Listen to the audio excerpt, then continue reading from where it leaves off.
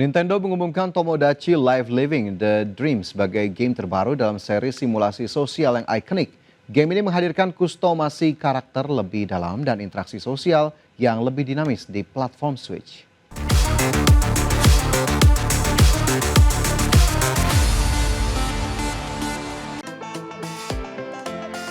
Nintendo resmi mengumumkan Tomodachi Life Living The Dream yang akan rilis pada 16 April 2026.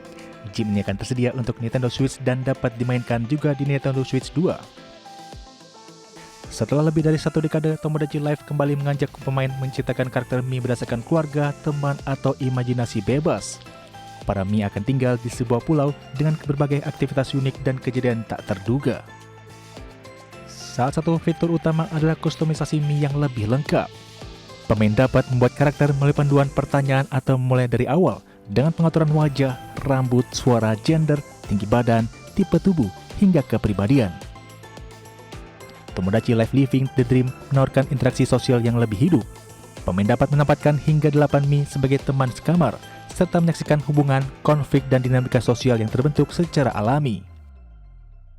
Pemain juga dapat mengunjungi berbagai fasilitas pulau seperti toko makanan, toko pakaian, renovasi rumah, marketplace, hingga stasiun berita. Melalui Pilot House Workshop, pemain bisa menciptakan item orisinal seperti hewan peliharaan, minuman, acara TV, dan pakaian khusus untuk para Mii. Berbagai sumber, IDX Channel. Pemirsa, Otoritas Jasa Keuangan bersama pemerintah menyiapkan langkah besar untuk membenahi pasar modal Indonesia. Reformasi ini ditargetkan memperkuat perdagangan, meningkatkan keterbukaan, dan menjaga kepercayaan investor. Otoritas Jasa Keuangan atau OJK menyatakan komitmen mempercepat reformasi pasar modal Indonesia.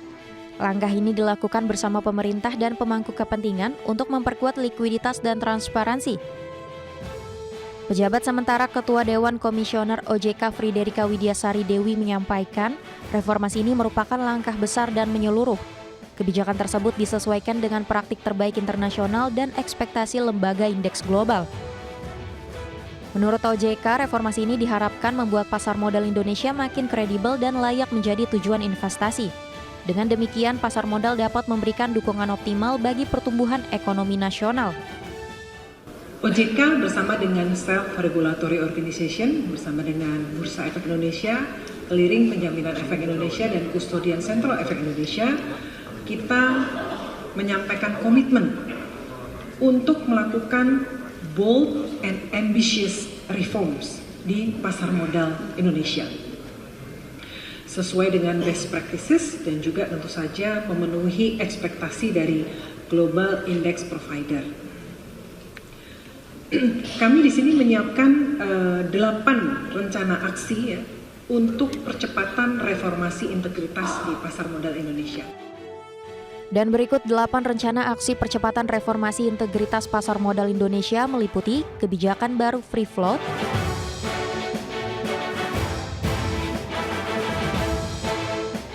transparansi ultimate benefit ownership atau UBO,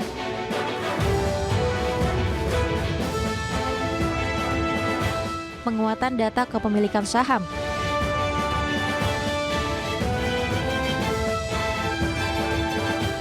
demutualisasi bursa efek,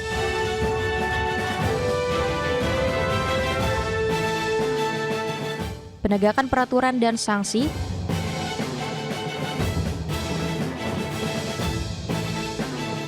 tata kelola emiten,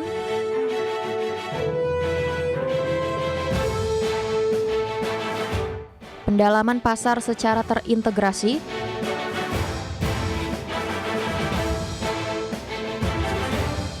kolaborasi dan sinergi dengan stakeholders,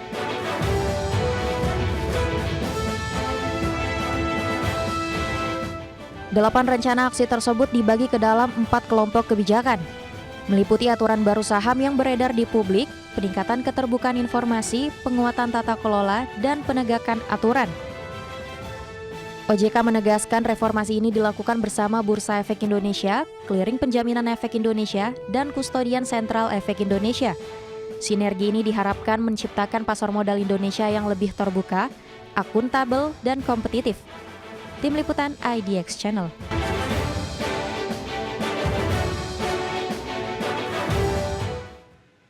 Bursa Efek Indonesia atau BI terus melakukan pendalaman pasar untuk menarik minat investor global. Langkah ini dilakukan dengan meningkatkan keterbukaan data dan menyesuaikan standar pasar modal Indonesia dengan bursa global.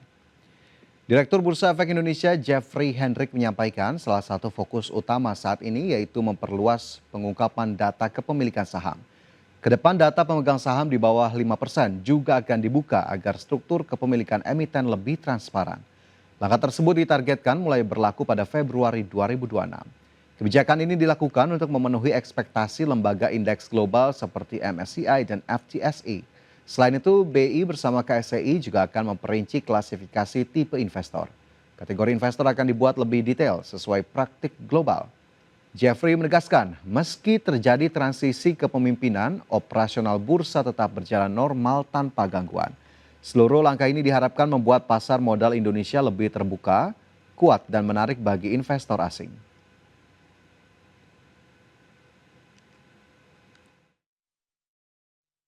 Apa yang akan kami lakukan untuk melakukan pendalaman dari sisi demand khususnya agar lebih banyak lagi investor asing masuk dengan penambahan bobot Indonesia di dalam konstituen indeks global, antara lain adalah tadi juga sudah disampaikan, kami SRO akan meningkatkan disclosure, melengkapi disclosure yang sudah kami sampaikan kepada publik melalui website Bursa Efek Indonesia di awal Januari kemarin. Kami akan meningkatkan lagi disclosure data kepemilikan saham secara lebih granular, termasuk untuk data kepemilikan saham atau shareholders name di bawah 5%, sehingga akan setara dengan bursa-bursa global lainnya. Kami akan melaksanakan ini di awal.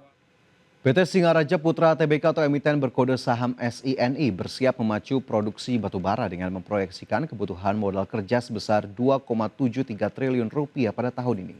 Langkah ekspansi ini sejalan dengan target pendapatan perseroan yang dibidik melonjak hingga 2,98 triliun rupiah.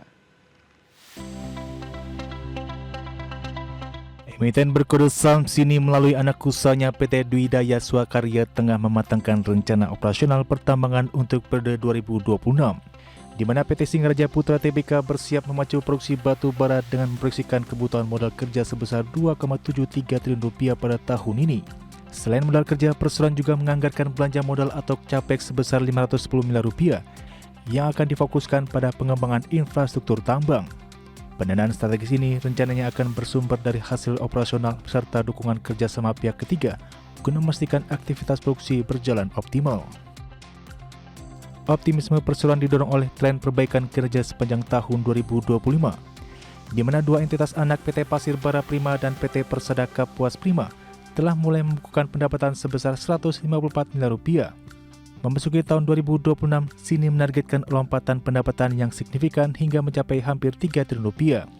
Lonjakan ini diharapkan datang dari stabilnya harga pasar serta tambahan kontribusi dari mulai beroperasinya unit usaha PT Pesona Barak Cakrawala. Manajemen meyakini kesiapan operasional yang matang akan memperkuat posisi SINI di sektor pertambangan batu bara nasional. Dengan integrasi 3 anak usaha yang mulai berproduksi penuh, perseroan optimis dapat menjaga pertumbuhan laba secara berkelanjutan. Adapun aksi korporasi ini sekaligus mempertegas transformasi perseroan yang kini semakin fokus dalam menggarap potensi sumber daya alam guna meningkatkan nilai tambah bagi pemegang saham. Berbagai sumber ID Action.